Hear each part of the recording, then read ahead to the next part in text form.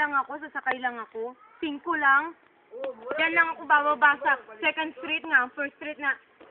Niligawan ni Kaloy. Tapos ngayon, niligawan ako ni Kaloy.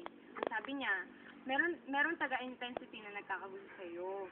Ngayon, tinanong ko siya, lumapit ka sa akin, bro. Sige na. Sabi ko, sino?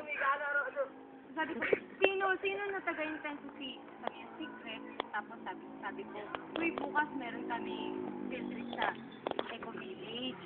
Sabi ko, asa si Jaymar? Sabi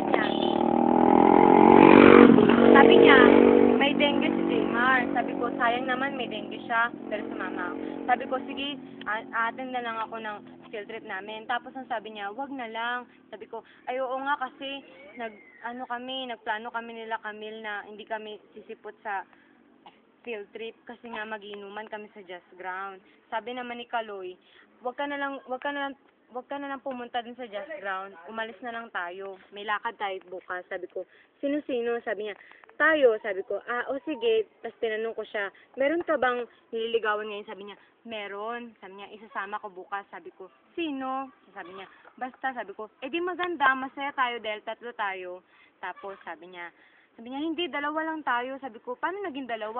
Tapos sabi niya nga, 2 lang tayo. Di sabi ko nga, paano naging 2? Sabi ko, sabi ko sa kanya nga, pwede ba? So, sabi niya sa akin nga, ikaw ang niligawan ko. Ako?